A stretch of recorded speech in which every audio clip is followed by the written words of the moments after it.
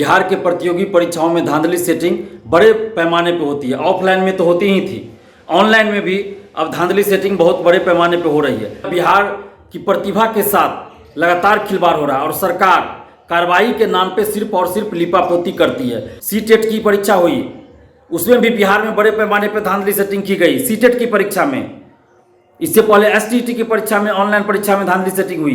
कुछ लोग ऐसे होते हैं जो बार बार सबूत की मांग करते हैं, तो अब कितना सबूत हम लोग दें। ऑफलाइन एग्जाम में पेपर लीक हुआ, बीपीएससी, बीएसएससी, दरोगा, सिपाही सबका। सरकार इन लोगों को कहीं ना कहीं संरक्षण दे रही है। ऑनलाइन परीक्षा तो होनी ही नहीं चाहिए, क्योंकि बिहार सरकार के पास अपनी तो व्यवस्था है नहीं, अपना संसाधन है नहीं ऑनलाइन परीक्षा लेने का। नमस्कार दोस्तों, मैं दिलीप कुमार। दोस्तों, बिहार के प्रतियोगी परीक्षाओं में धांधली और सेटिंग का खेल लंबे समय से चल रहा है और अब ऑनलाइन सेंटर को किस तरह से मैनेज किया जाता है, इसका खुलासा दैनिक भास्कर ने किया है। और इस खुलासे के बाद ये बात अब साबित हो चुकी है कि बिहार के प्रतियोगी परीक्षाओं में धांधली सेटिंग बड़े पैमाने पे होती है। ऑफलाइन में तो होती ही थी, ऑनलाइन में भी अब धांधली सेटिंग बहुत बड़े पैमाने पे हो रही है। हम लोग 2 साल पहले से ही इन बातों का जिक्र करते आ रहे हैं कि ऑनलाइन सेंटर को खरीदा जाता है, बाहर से ही क्वेश्चन को सॉल्व कराया जाता है। जहाँ जहाँ सेंटर दिया जाता है ऑनलाइन सेंटर, उस सेंटर को ही मैनेज कर लिया जाता है। और सेंटर में अभ्यर्थी मौजूद तो होते हैं, लेकिन उनका आंसर जो है कहीं और से तैयार होता है और वहीं से आंसर क्लिक कर दिया जाता है, आंसर बता दिया जाता है, आंसर दे दिया जाता है। और इसका खुलासा अब दैनिक भास्कर ने किया है। तो ये बहुत चिंता का विषय है।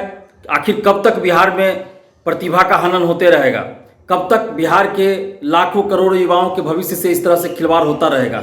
परीक्षा माफिया और शिक्षा माफिया इतने हावी हो चुके हैं बिहार में कि अब बिहार की प्रतिभा के साथ लगातार खिलवाड़ हो रहा है और सरकार कार्रवाई के नाम पे सिर्फ और सिर्फ लीपापोती करती है।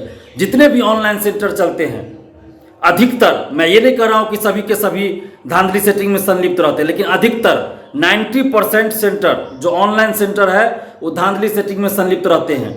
दैनिक भास्कर के खुलासे में ये बात सामने आई है कि 20 ऑनलाइन सेंटर पटना का पैसा 2-2 लाख रुपया पैसा लेकर सेंटर मैनेज करता था, यानी कि एक अभ्यर्थी से 2 लाख रुपया लेता था। अब सोचिए, वैसे अभ्यर्थियों से जिनसे पैसा लिया जाता था, उनको आंसर बता दिया जाता था, आंसर सॉल्व करा दिया जाता था बाहर से। परीक्षा हॉल में वो मौजूद है, लेकिन आंसर उसका बाहर से, इस तरह से वो लोग सेटिंग करते हैं। ऑनलाइन सेंटर में और ज़्यादा फर्जीवाड़ा होता है। और ये बात मैं पहले से कहता आ रहा हूँ कि ऑनलाइन जो एग्ज़ाम है उसमें और ज़्यादा सेटिंग होता है, धांधली होती है और फर्जीवाड़ा होता है, और जल्दी इसका पता भी नहीं चलता है। और आज वो बात साबित हो चुकी है। ऑनलाइन परीक्षा में भी बड़े पैमाने पे धांधली सेटिंग हो रही है, बल्कि ऑफलाइन से ज़्यादा धांधली सेटिंग ऑनलाइन परीक्षा में हो रही है। हाल ही में सीटेट की परीक्षा हुई, उसमें भी बिहार में बड़े पैमाने पे धांधली सेटिंग की गई। सीटेट की परीक्षा में, इससे पहले एसटीईटी की परीक्षा में, ऑनलाइन परीक्षा में धांधली सेटिंग हुई। और अभी ये खुलासा जो दैनिक भास्कर की तरफ से हुआ है, तो ये चौंकाने वाला खुलासा नहीं है। ये हम लोग पहले से ही इस सब चीज़ का जिक्र करते रहे, बस सरकार इस चीज़ को नहीं एक्सेप्ट करती है और सरकार कार्रवाई नहीं करती है। और कुछ लोग ऐसे होते हैं जो बार बार सबूत की मांग करते हैं, तो अब कितना सबूत हम लोग दें। ऑफलाइन एग्जाम में पेपर लीक हुआ, बीपीएससी, बीएसएससी, दरोगा, सिपाही सबका।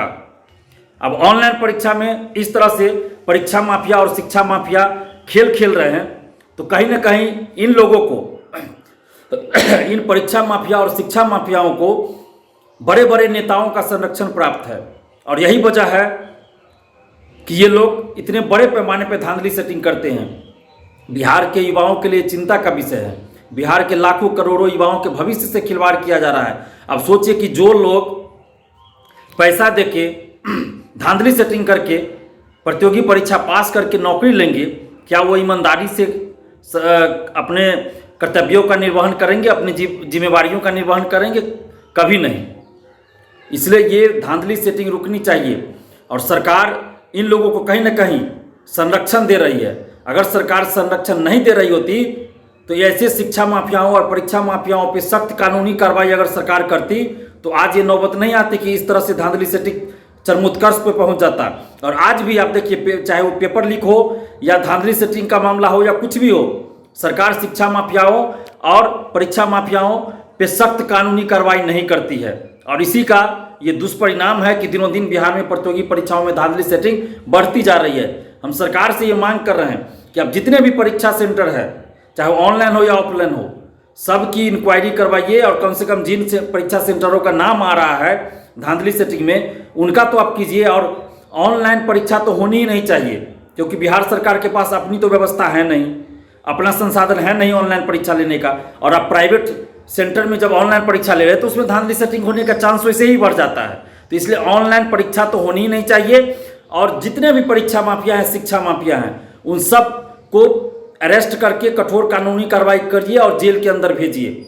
अगर सरकार ऐसा नहीं करती है तो इसका मतलब है कि सरकार इन शिक्षा माफियाओं को संरक्षण दे रही है और बड़े बड़े नेताओं का संरक्षण प्राप्त है। लाइव बिहार यूट्यूब पर सब्सक्राइब और फेसबुक पर लाइक जरूर करें।